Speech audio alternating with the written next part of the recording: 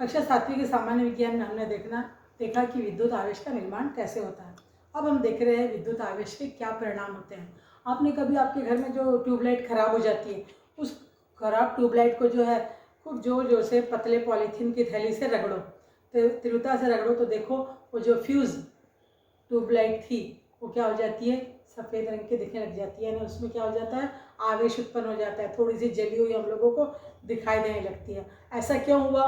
क्योंकि वो प्लास्टिक और कांच में क्या हुआ, रगड़ हुआ, और जिसके कारण उसमें आवेश उत्पन्न हो जाता है, इसलिए हम लोगों को वो जली हुई दिखाई देती है। अब यहाँ पर देखते हैं, हम लोगों को एक विद्युत आवेश के परिणाम का एक चित्र दिखाने के लिए दिखा रही हूँ मैं आप लोगों को। इस प्रकार जो है इसमें आवेश का निर्माण होता है। देखो यहाँ पर क्या बोल रहा है हम लोगों को, इस प्रकार एक का हम लोग क्या ले रहे हैं, ऋण आवेशित गुब्बारा। यहाँ पर देख रहे हो, ये एक गुब्बारा लिए है। इस गुब्बारे को हम लोगों ने रेशम के कपड़े से रगड़ा, और रगड़ने के पश्चात जो है यहाँ पर धागे की सहायता से क्या लगा हुआ है, एक एल्यूमिनियम की गोली लगी है। जैसे इसके पास लेके जाते हैं, यानी इस चित्र में प्रेरण द्वारा दूसरी वस्तु विपरीत आवेश निर्मित होता है, और दोनों वस्तुएं एक दूसरे की ओर आकर्षित हो जाती है। यानी गुब्बारा यहाँ पर ऋण आवेशित था, एल्यूमिनियम की गोली के ऊपर कोई आवेश नहीं था, तो आवेश रहित वस्तु आवेशित वस्तु की ओर आकर्षित हो जाती है। प्रेरण द्वारा इसमें आकर्षण हो गया। अब दूसरा चित्र देखो। अब इस दोनों चित्र को हम लोग देख रहे हैं। दोनों वस्तुएं एक दूसरे को स्पर्श होते ही समान आवेशित हो जाती है। तो क्या होता है, ये दोनों इससे चिपकी, ये यहाँ पर चिपका, तो गुब्बारे में का ऋण आवेश किस में चला जाता है, एल्यूमिनियम में चला जाता है। तो यहाँ पर ये दोनों धन और ऋण होने के कारण एक दूसरे से चिपक जाते हैं, है ना। अब यहाँ पर देखो, जैसे ही धन और ऋण एक दूसरे के पास गए, तो दोनों में क्या हो गया, समान आवेश हो गया। अब जिसके कारण क्या हुआ, इस चित्र में आवेशित वस्तुएं एक दूसरे को प्रतिकर्षित कर रही है, तो दोनों उसके क्या हो जाती है, दूर हट जाती है। समझ गया, इसमें आवेश चला गया, तो यहाँ पर जब दोनों में सजातीय आवेश आ गया, तो समान आवेश होने के कारण ये गुब्बारे से जो ये एल्यूमिनियम की गोली थी क्या हो जाती है, दूर हट जाती है, यानी प्रतिकर्षित करती है। तो पहले चित्र में समझा कि प्रेरण द्वारा दूसरी वस्तु में विपरीत आवेश निर्मित होता है, और दोनों वस्तुएं एक दूसरे की ओर आकर्षित होती है। इस चित्र में क्या होता है, दोनों वस्तुएं एक दूसरे को स्पर्श होते ही समान आवेशित हो जाती है। इस चित्र में क्या दिख रहा है, समान आवेशित वस्तुएं एक दूसरे को प्रतिकर्षित करती है। ये विद्युत आवेश का परिणाम है। तो हम लोगों ने देखा था, 3 हम लोगों ने निकाले थे स्थिर विद्युत के नियम। सबसे पहला क्या निकाला था हमने, आवेश रहित वस्तु आवेशित वस्तु को अपनी ओर आकर्षित करती है। दूसरा देखा था, यानी विद्युत आवेशित वस्तु आवेश रहित वस्तु को अपनी ओर आकर्षित करती है, पहला देखा था। दूसरा देखा था कि सजातीय विद्युत आवेशों में प्रतिकर्षण होता है। तीसरा देखा था विजातीय विद्युत आवेशों में आकर्षण होता है। तो ये किसी वस्तु पर आवेश है या नहीं, इसको पहचानने के लिए एक उपकरण का उपयोग करते हैं हम लोग, जिसको कहते हैं स्वर्णपत्र विद्युतदर्शी। तो स्वर्णपत्र विद्युतदर्शी के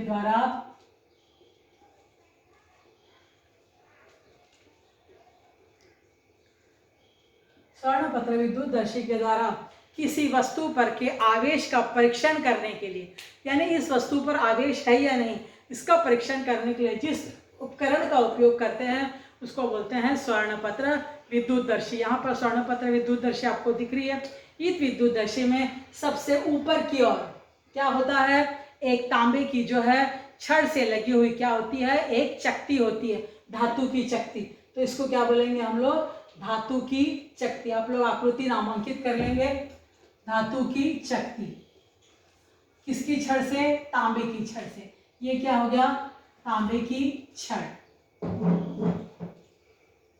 तांबे की छड़ से एक चक्की लगी होती है, और ये कॉर्क के द्वारा, यहाँ पर बोतल के अंदर क्या है, कॉर्क लगा हुआ है, तो इस कॉर्क के द्वारा जो है इसको एकदम बंद करके रखा जाता है, और कांच की बोतल में इसको रखते हैं ताकि बाहर की हवा का कोई प्रभाव ना पड़ सके। और ये क्या होते हैं, 2 स्वर्णपत्र होते हैं। स्वर्णपत्र या स्वर्ण की पन्नियां होती है। आजकल स्वर्णपत्र के जगह पर एल्यूमिनियम की पत्तियों का उपयोग किया जाता है। समझ रहा है आपको। तो विद्युतदर्शी की रचना क्या है कि विद्युतदर्शी में जो है एक कांच की बोतल है, इसमें तांबे की छड़ की सहायता से जो है एक धातु की शक्ति लगी रहती है और नीचे जो है स्वर्ण पत्र लगा होता है। और ये इस प्रकार एक उपकरण है जिसमें कोई वस्तु पर आवेश है या नहीं इसकी जांच करते हैं। अब हम लोग एक कांच की छड़ को जो है रेशम के कपड़े से रगड़ते हैं। जैसे ही हम लोग रेशम के कपड़े से रगड़कर उस धन आवेशित कांच की छड़ को इसके पास लेके जाते हैं, जैसे इससे स्पर्श कराते हैं तो क्या होता है, ये धन आवेश इसमें से आ रहा है, ऐसे ऐसे करके छड़ से होते हुए कहाँ पहुँचता है, स्वर्ण पत्र पर पहुँचता है। और दोनों स्वर्ण पत्र क्या होते हैं, एक दूसरे से दूर हट जाते हैं। क्यों दूर हट जाते हैं ये कोई बता सकता है क्या? क्योंकि धन आवेश इसमें आया तो दोनों पे कौन सा आवेश आ जाता है, धन आवेश। सजातीय आवेश आने के कारण क्या होता है, एक दूसरे में नियम है हमारा, सजातीय आवेश एक दूसरे को क्या करते हैं, दूर ढकेल देते हैं, प्रतिकर्षित करते हैं, इसलिए पन्नियां फैल जाती है।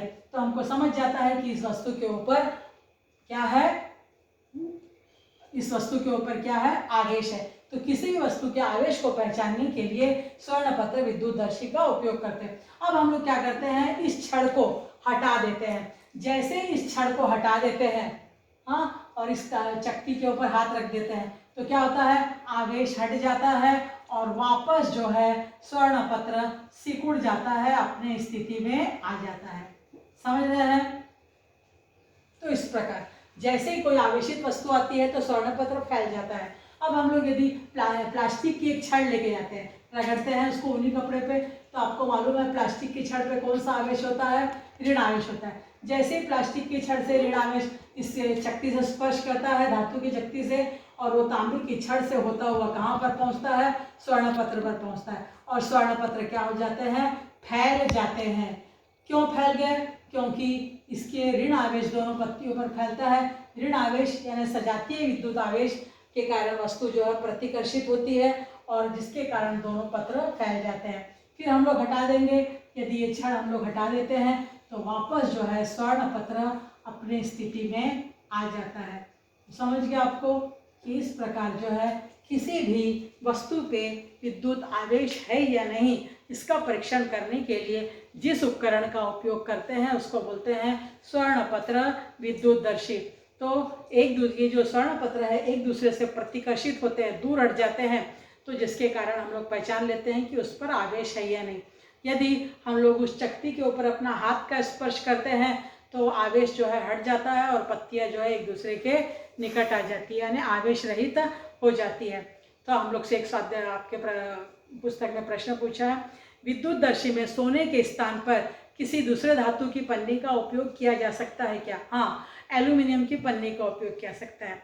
और इस धातु में कौन सा गुणधर्म होना चाहिए? इस धातु में जो है अति सुचालकता का गुणधर्म होना चाहिए, यानी अति सुचालक होनी चाहिए। जरा सा भी उसके ऊपर आवेश रखे तो वो उसके कारण प्रतिकर्षित होनी चाहिए।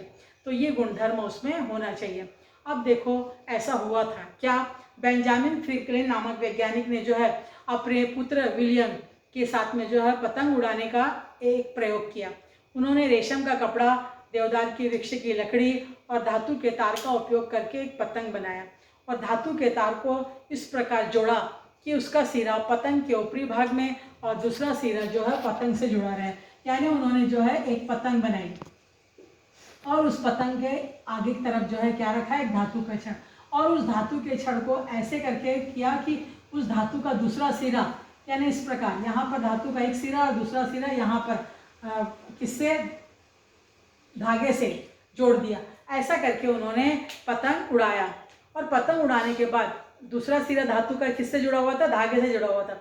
जिस दिन उन्होंने पतंग उड़ाई उस दिन जो है आकाश में बिजली चमक रही थी।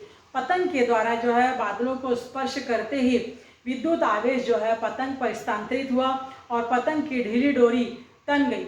यानी जैसे ये यहाँ पर जैसे बिजली चमक रही थी, यहाँ पर बादल थे और बिजली जो है चमक रही थी, ये बिजली ने जो है इस तार के साथ स्पर्श किया और जैसे ही तार से स्पर्श किया तो तार से होते हुए धागे में पहुँच गई।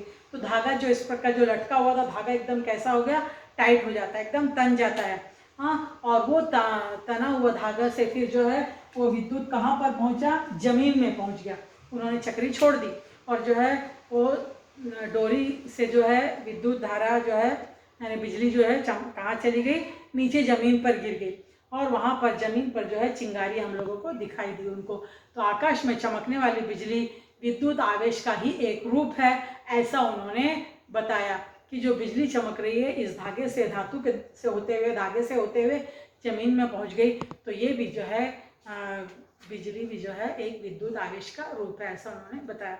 अब हम लोग देखते हैं वायुमंडलीय विद्युत आवेश। क्या सच में बादल में ऐसे विद्युत आवेश होता है और बिजली चमकती है? ये बिजली क्यों चमकती है, क्यों नीचे गिरती है, उसके बारे में हम अगले वीडियो में देखेंगे।